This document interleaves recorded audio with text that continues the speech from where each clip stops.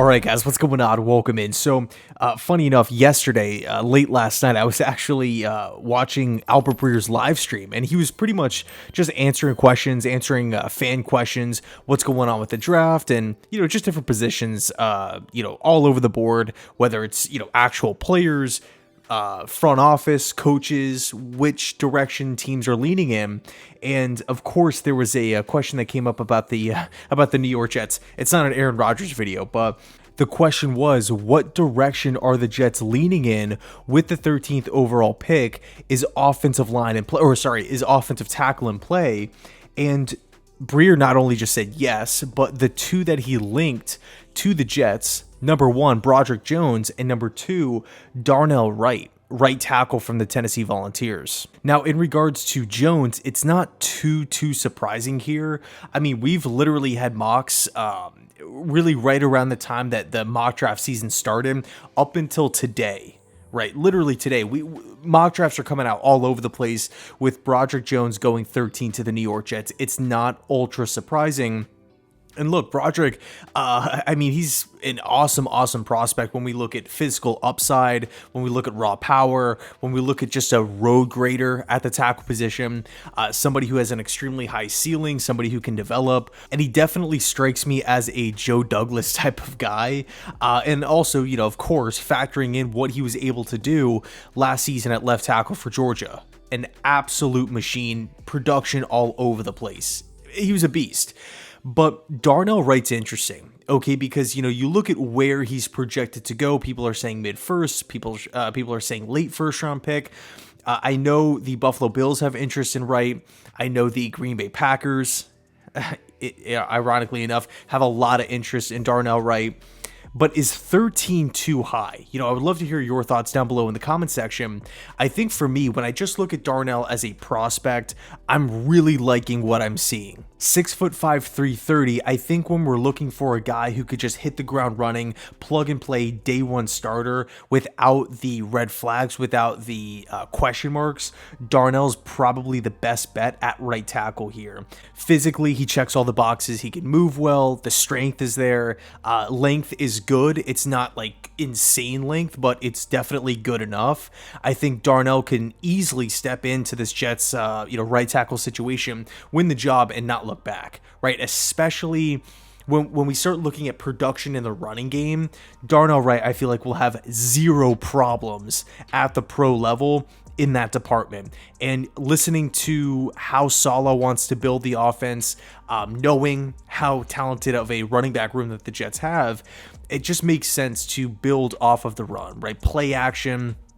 Assuming, for the sake of the video, assuming we have Aaron Rodgers in-house, the thought of having a dynamic rushing attack with multiple heads in the backfield, guys that can not only just hurt you between the tackles, but outside and in the passing game, and then having Aaron Rodgers work off play action, throwing to guys like Allen Lazard, Garrett Wilson, the list goes on, Corey Davis, and McCole Hardman. I mean, this offense, and we didn't even talk about tight end, where we have two veterans there and also a young developmental guy in Ruckert here. Somebody who I feel like a lot of people in mainstream media are just forgetting about. I love Jeremy Ruckert. I loved him last year. I love him today. I think the thought was he needs some time to develop, and now he has a year under his belt. So I'm hoping to see a little bit more of Jeremy within this Hackett, Todd Downing, Keith Carter-led offense here, as opposed to Mike LaFleur last season. But the point is this: I would really love the fit with Darnell in this Jets offensive line. I mean, we have to take a look at the experience as well. 42 career starts, balanced all around. He has 27 starts at right tackle, 13 starts at left tackle, 2 starts at right guard. And again, there's not this insanely difficult learning curve or onboarding process where he's going to really have to take a lot of time to get accustomed to the NFL. He's not considered a project. He's going to be coming in as the quote unquote college veteran, if you will. So I think at the end of the day, the real question is, is it worth it at 13? And maybe select him a little higher than where he's projected to go, which I would say right now is, the average. It's like 15 to like 28, somewhere in that range. People are talking about Wright going off the board. 13, I think some people would say, hey, you know what? It's a little too high. But then some would say, well, if you love a prospect, he fills a need, he fits the system, he fits the culture, you feel good about the short-term and long-term development, then who cares if you're taking him 2 spots ahead? I mean, we all know that the NFL draft is not a pure science. Some of these guys don't work out. Draft evaluations, draft mock-ups are wrong. I mean, we literally have guys that don't work out every single year. If you are sold on a candidate, or, on one of these prospects here, who cares where you take them? Just select them. This is my take. I think depending on how the board plays out and looking at the overall big board and comparing it to your positional grades, right? Because look, if Joe Douglas and the Jets view Darnell Wright as, the 6th best tackle in the draft, then clearly no. Let's probably pass. But if Wright is the 3rd guy, if he's, number 2, then to me, you have to take him. You don't look back. Again, understanding the scheme fit, understanding all the positive traits that he does bring to the table. I think for me, if I was running the team, Paris Johnson is my number 1 choice at offensive line here. Although I really love Skovronsky, I just think right now Paris Johnson, to me, is the best left tackle in this class. And when we're talking about trying to find the answer, the long-term answer, the left tackle position, the Jets haven't had much luck in the past couple of seasons. I wish, and look, Becton, could still come back and, be a productive player. But right now, I just don't want to roll the dice of saying we're totally fine on the offensive line. Let's not worry about it. If we have a chance to go land the franchise left tackle and he's on the board, then I think you have to pull the trigger there. So if Paris Johnson is off the board, I definitely feel like Chicago's in play. I think Tennessee is also in play for Paris. The argument then becomes not only who's the 2nd best offensive lineman in the class, but which is the guy that fits what the Jets need the most. Because in regards to Skovronsky, a lot of people think that he projects better to the NFL as a guard. And, people are saying, hey, he could be a Hall of Fame guard and whatnot. I totally get that, right? I'm looking at Skovronsky. I still think there's a chance that he could play tackle at the pro level and be a solid one. But look, if you have Hall of Fame potential on you as a prospect at a specific position, chances are you're probably going to be playing that position.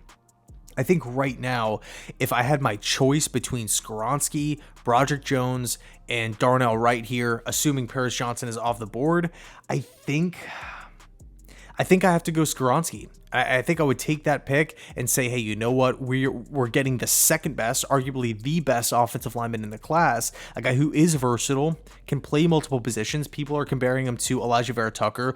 We know how much of a beast AVT is, but it's not saying, hey, Skovronsky is AVT. It's more so, hey, he's coming to the NFL with a very similar skill set. This is a pro comparison. We're not saying he is going to be the next Vera Tucker. With that said, though, I think Joe Douglas, knowing the need on offensive line, knowing how we have to make sure that the 13th overall pick comes in and is a slam dunk, knowing that he, former offensive lineman, knowing how important it was in the success for the Philadelphia Eagles, and also understanding that with trying to acquire Aaron Rodgers, the window is so small. Let's take the safe bet. Let's take a guy with a tremendously high upside, but also a really high floor. So in my mind, I'm looking at it like Paris Johnson 1, Peter Skovronsky 2. I think number 3, I gotta be honest, I'm leaning towards Darnell Wright, and it's not a shot at Broderick Jones at all. If he's the guy on draft night, I'm going to be totally amped up, totally excited. Because at the end of the day, we're helping a major position of need. But I think for me right now, I want to hit the ground running. I want a guy who I could feel confident in to step in immediately and start producing right off the bat. And look, I'm not saying Darnell Wright is going to be a top 5 tackle. I'm not saying he's, elite and he's better than every other tackle, in this class by a mile. I'm not saying that. But what I am saying is when I'm looking at Darnell as a right tackle at the pro level, specifically for the New York Jets and that offense that they run, that they want to run, I'm cool with it. I think it's a safe pick. And right now, I think the Jets should be in the business of selecting safe players. I know it might not be the kill shot or the tremendously high upside guy, but I do think it makes sense. So I would love to hear your thoughts down below in the comments section. Where do you stand on the offensive line argument here? More so debate. I love the discussion. I love the different opinions. So, if you have one, please feel free to drop it down below in the comment section. And also, I'm not sitting here saying I'm right. Paris Johnson could very well be the 3rd or 4th best tackle in the class. This is just my opinion based off of the stuff that I've watched, from these guys. But, to kind of tie it back to the beginning, Albert Breer did name drop these 2 tackles, Jones and Wright. So, man, it's going to be interesting. Anyway, let me know your thoughts down below in the comment section. Thanks so much for watching, and as always, go Jets.